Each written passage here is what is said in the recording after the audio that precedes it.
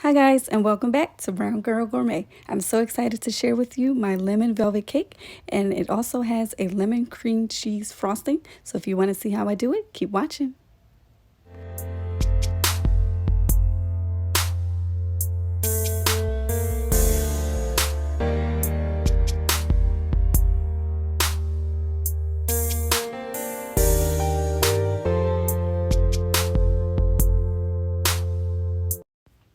Okay, so let's get started on making the lemon velvet cake. I'm going to list all the ingredients and the amounts that you will need in the description below. So I'm starting with the flour, baking soda, baking powder, and salt, and I'm going to whisk all that together. So I'm going to give it a nice little whisk, not too much, just want to get it a little, blended together. And now I'm going to move on to the sugar.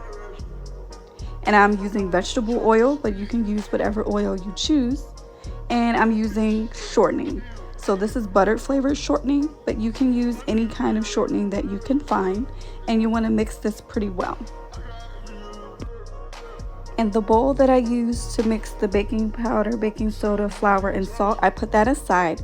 And now I'm working with what we refer to as wet ingredients. So this is just the sugar, vegetable oil, shortening, and then I'm going to add in eggs.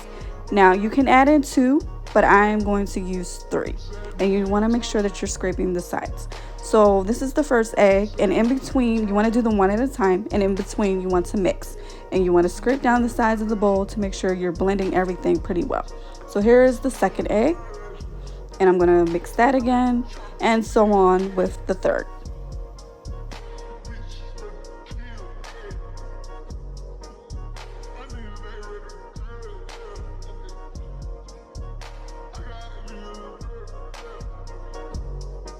Okay, so now that everything's mixed to my liking, we need to add some flavor.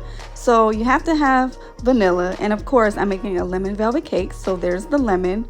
And this is lemon extract, vanilla extract, and lemon zest. Now I use just like 2 lemons to get the lemon zest, and I'm gonna mix all of that together. So the aroma that you will smell is heavenly. The lemon smells so good, so good. And remember, scrape the sides of your bowl to make sure that you're getting all the ingredients mixed very well and that everything is coming together nicely.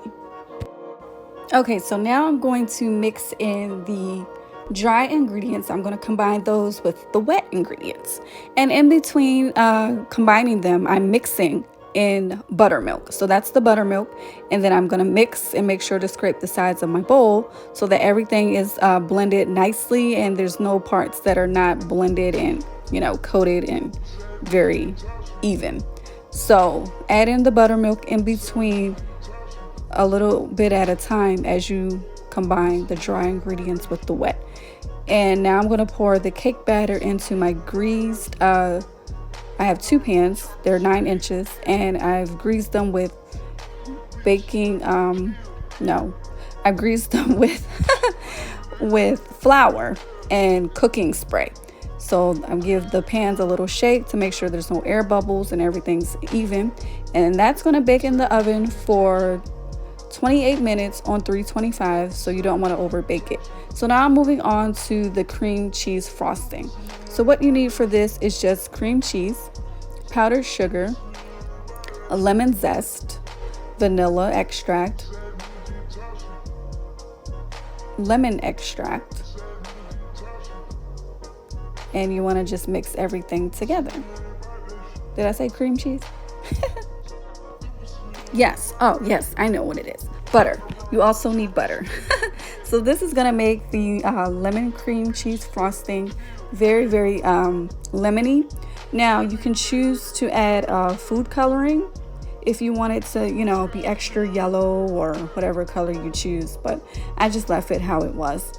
You can also just do a vanilla frosting, and that's fine. But I wanted my cake to be like extra lemony and have as much lemon flavor as I could, and it does.